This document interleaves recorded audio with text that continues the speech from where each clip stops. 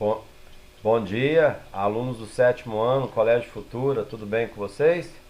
Professor Juan, Geografia, estamos indo para a nossa videoaula 9 do segundo semestre e onde nós iniciaremos a partir de hoje o livro 3.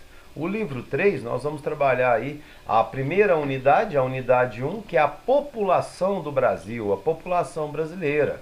Aí automaticamente eu montei para vocês aí um índice, aonde nós vamos aí fazer o conteúdo aí dividido dentro do seu livro por partes. E dentro desse requisito aí, nós vamos ter agora aí a formação da população do Brasil, a urbanização do Brasil e a população brasileira está envelhecendo. Então, muito bem, primeiramente, sétimo ano, a população é brasileira, a etnia dela é indígena, veio o homem europeu, que é o branco, e através as pessoas de cor através do tráfico negreiro, que são as pessoas negras. Então nós somos uma população, inicialmente, para começar o conteúdo com vocês, totalmente miscigenada. Ninguém é branco, ninguém é negro, nós somos todos descendentes de sangues africanos, indígenas e de povos europeus. E a partir desse momento somos mestiços. Então aonde se fala, você é branco, você é negro. Não, você pode ser branco por fora, mas por dentro seu sangue é descendente de negro. Você pode ser negro por fora na sua pele, mas por dentro do seu sangue também tem descendência de brancos. Então nós somos uma população miscigenada. E a partir desse momento, nós aproveitamos esse tema para poder abordar o tema sobre o racismo, tanto que ainda existe uma sociedade preconceitual, racial dentro do Brasil. E hoje, graças a Deus, temos a pessoa te ofender por crime de racismo, você pega uma testemunha e chama a polícia que ela vai presa. Então a população brasileira, ela é toda miscigenada. Aí eu tenho aqui a composição dela, né, população brasileira por etnia. Por que está aqui 2010? É o último censo demográfico. Pela primeira vez na história do Brasil, desde 1930, nós não vamos ter o censo demográfico no ano 2020. Porque o censo demográfico calcula a população por dados estatísticos, bate na casa de todos nós no Brasil, durante 10 em 10 anos. A última população brasileira que nós tivemos de 10 anos, o Brasil tinha 190 milhões de habitantes. E como não tem como falar população uma taxa exata, porque todo momento tem pessoas morrendo, todo momento tem pessoas nascendo, a partir desse momento nós vamos ter aí o IBGE lança estimativas anuais. A estimativa anual 2018-2019 é aproximadamente 220 milhões de habitantes. Mas nós vamos saber o censo demográfico só em 2021, pós-pandemia, porque tem que ter contato pessoal com as pessoas, bater nas portas. É dados estatísticos. O IBGE foi criado em 1933 por Getúlio Vargas, aonde nós temos aí todas as características relacionadas a fazer dados estatísticos da população em todos os segmentos. Regiões mais ricas, região mais pobre, região menos desenvolvida, região mais desenvolvida, região mais violenta, região menos violenta, região que está precisando mais de moradia urbana, mais saneamento básico. Isso eles fazem o mapeamento do Brasil. Então, a partir desse momento, nós temos aqui a composição étnica da população brasileira. População branca, população negra, indígena, amarela e pardos. População brasileira, negros, aonde nós vamos ter a grande população de pessoas de cor, pessoas negras, que tem grande contribuição na cultura brasileira atual, só que vieram para o Brasil de uma forma através de tortura imposta pelos portugueses no tráfico negreiro. Negros, maior concentração nas regiões Nordeste e Sudeste. Pardos, aqui, é claro, eu botei espalho todos os locais do Brasil, onde eu vou falar as maiores concentrações, quer dizer que tem mais pessoas de cor negras nessas regiões, Nordeste, Sudeste. Pardos, população composta pelo cruzamento étnico, somado aos negros, já prevalecem sobre a população de brancos. Amarela, grande presença na região Sudeste. Branca, maioria da população, maior concentração nas regiões Sul, Sudeste e Centro-Oeste. Indígena, grande presença na região Norte nos dias atuais. Tem outras regiões que tem índios? Sim, mas a maioria das presenças de indígena na região Norte. Somando isso tudo aqui, ó, tudo isso aqui que nós estamos falando, nós temos uma palavra aqui que se chama mestiço, miscigenação. Nós somos miscigenados, porque nós somos descendentes de uma árvore genealógica que os primeiros habitantes nativos dessa terra que hoje chama-se Brasil chamavam-se índios. Eram os índios tupis guaranis. Os portugueses, 1492, Cristóvão Colombo desembarcou na América Central, descobriu o continente da América. 1500, chega ao Brasil Pedro Álvares Cabral, nas suas expedições caravelas, e vão fazer colonização do Brasil por 322 anos. Claro, não só Pedro Álvares Cabral, não vai viver 322 anos ninguém. A família portuguesa, a monarquia portuguesa, onde nós vamos ter o quê? Intensa colônia de exploração econômica. Primeiro ciclo econômico, pau-brasil. Segundo ciclo econômico, cana-de-açúcar. Terceiro ciclo econômico, ouro, mineração. Isso aí fizeram com que a Europa hoje seja um continente desenvolvido e nós aqui no Hemisfério Sul, país subdesenvolvido, Brasil em desenvolvimento. Dentro dos BRICS, Brasil, Rússia, Índia, China e África do Sul. Brasil multiétnico, claro que nós somos um Brasil multiétnico, uma variedade contribui para a formação da diversidade cultural do país. Cabendo a cada um de nós respeitar as diferenças e manifestações culturais, combatendo qualquer forma de preconceito. Preste atenção em mim. Você não é melhor do que a outra pessoa pela cor, você não é melhor que outra pessoa pela cor da sua pele, cor do seu olho, cor do seu cabelo, seu dinheiro no bolso. Você é melhor pelo seu caráter. Essa é a melhoria. Você não é melhor do que uma pessoa em requisitos de cor de pele, cor de olhos, dinheiro no bolso, mais rico, mais pobre, pessoas homofóbicas, pessoas gays, pessoas lésbicas. Todo mundo vive numa sociedade multiétnica. Essa é a geografia de gênero, que nós trabalhamos a igualdade, sétimo ano. Nós somos melhor sim do que uma pessoa individualmente, pelo caráter, porque nós somos no Brasil todos multiétnicos. Nós somos uma população, uma diversidade cultural do país, trazendo grandes benefícios para as 5 regiões brasileiras, com essa diversidade cultural que nós temos dentro do Brasil. Crescimento da população brasileira. Nós sabemos a população brasileira, o crescimento dela, ela vai se tornar após o período da independência do Brasil.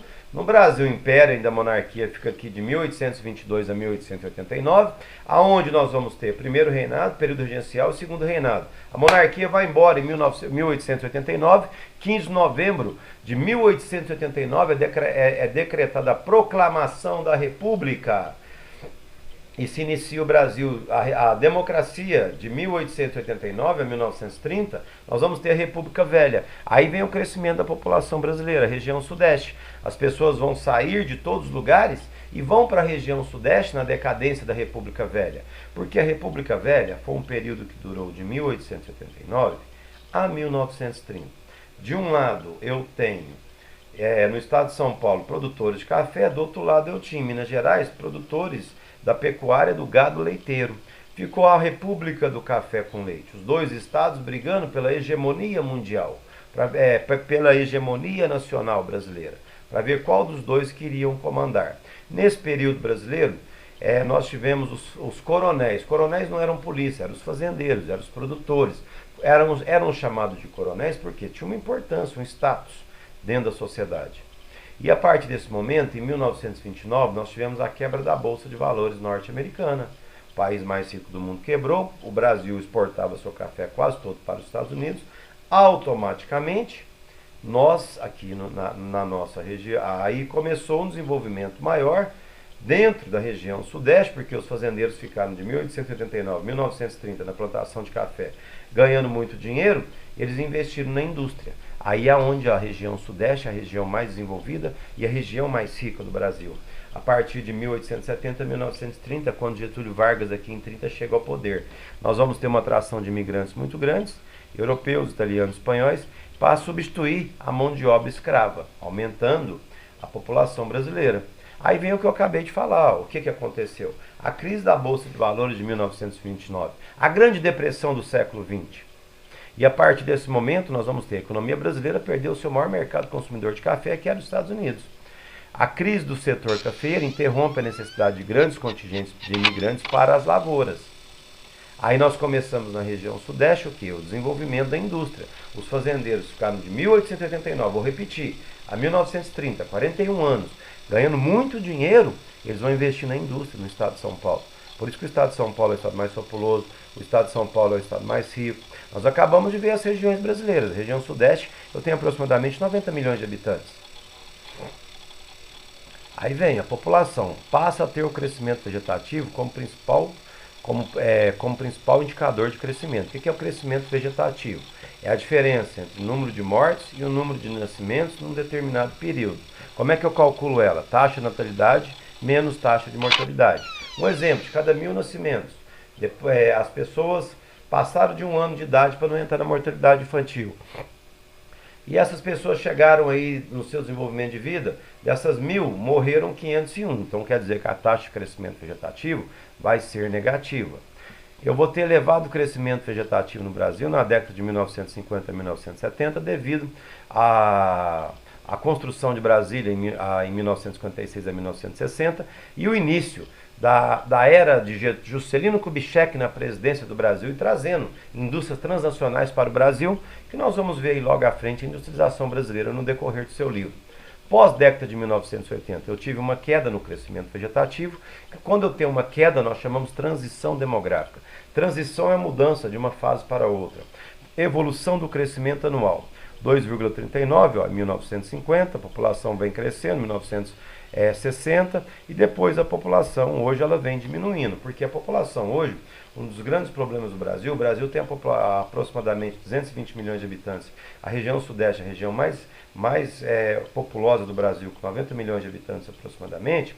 Nós vamos ter aí a taxa de natalidade se diminui hoje no Brasil devido aos métodos conceptivos e a mulher inserir no mercado de trabalho, porque a mulher não é mais submissa ao homem em aspecto nenhum. A mulher hoje cuida de casa, sai para trabalhar, cuida dos filhos. E a partir desse momento as mulheres no Brasil e no mundo todo vão ter menos filhos. E automaticamente a taxa de natalidade cai. Isso é um problema que nós vamos ter daqui a 50 anos. Você que está aí na sua casa agora assistindo a minha aula, quem vai pagar a sua aposentadoria daqui a 50, 60 anos, que a taxa de natalidade no Brasil, que é o número de nascimentos, ele vem diminuindo ano a ano, e no mundo todo.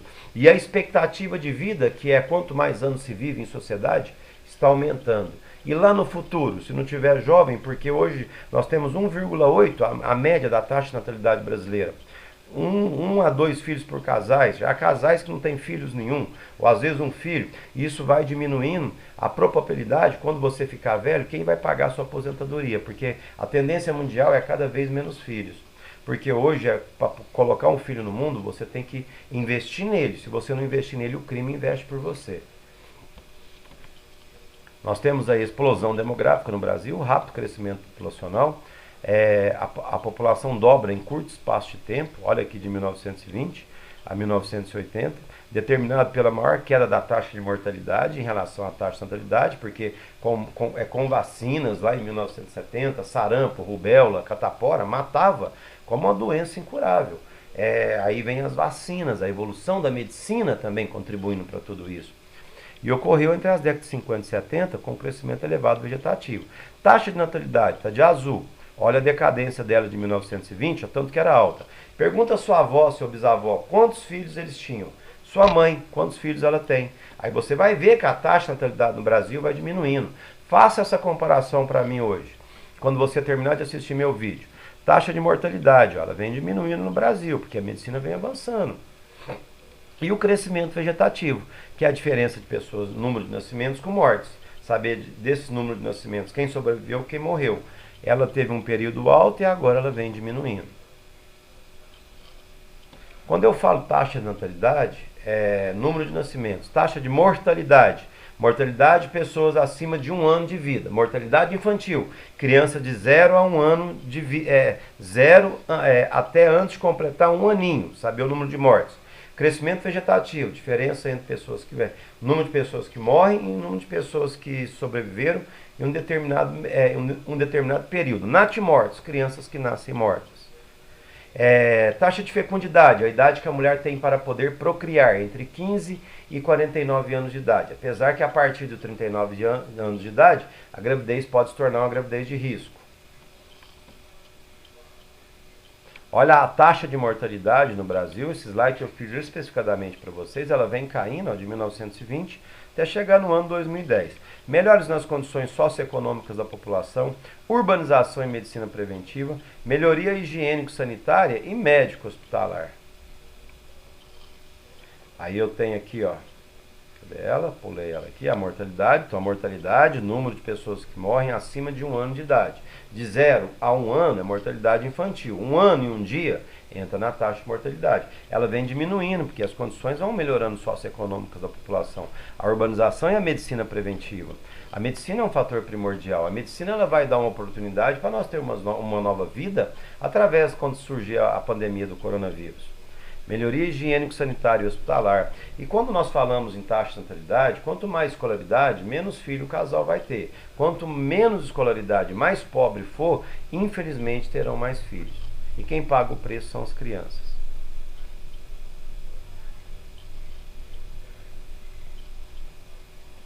Mortalidade, agora a taxa de natalidade, ó, ela vem diminuindo no Brasil. Aí eu quero que você pergunte para sua avó, se você tiver bisavó, quantos filhos eles tinham lá em 1940, 1950 e hoje, quantos filhos sua mãe tem?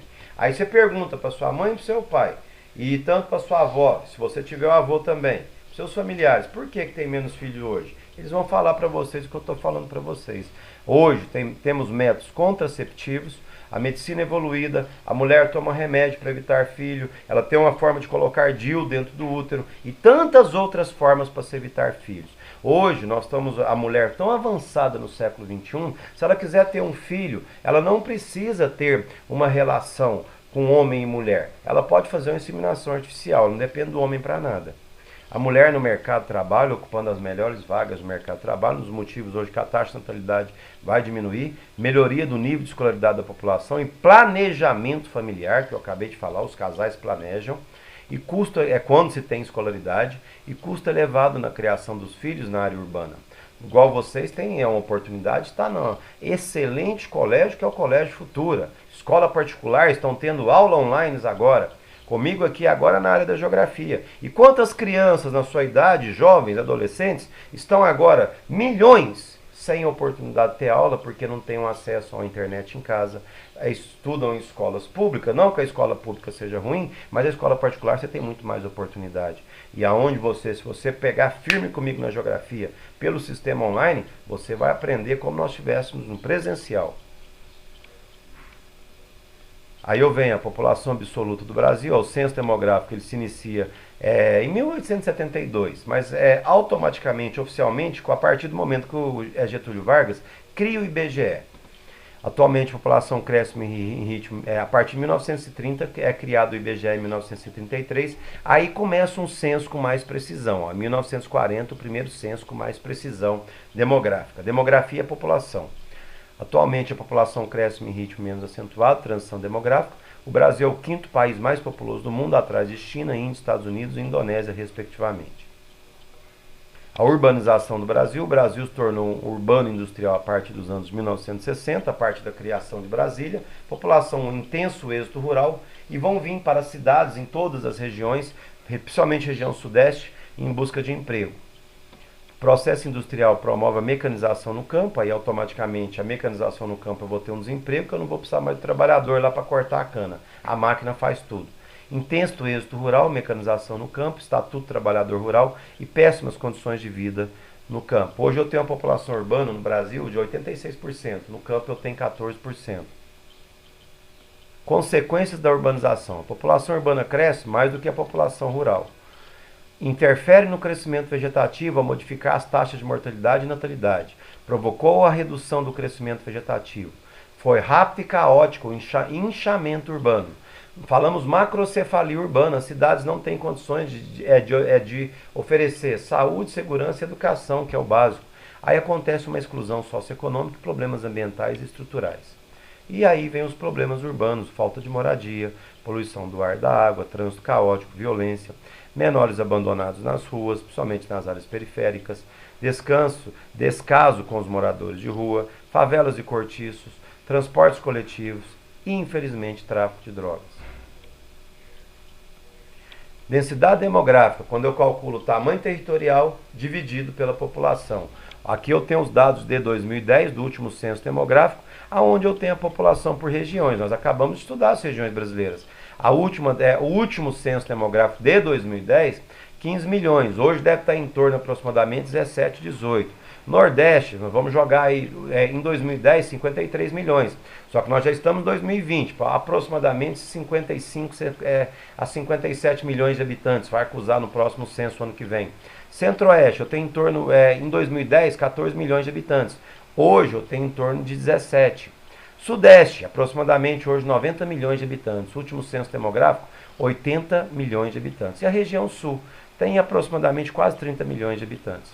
Então nós temos aqui dentro dessa questão a população relativa e a população absoluta. Aonde eu vou pegar o quê? Eu vou densidade demográfica, eu vou pegar o tamanho territorial e vou dividir pela população. E eu vou chegar nesses números aqui, população relativa, número de pessoas por quilômetro quadrado.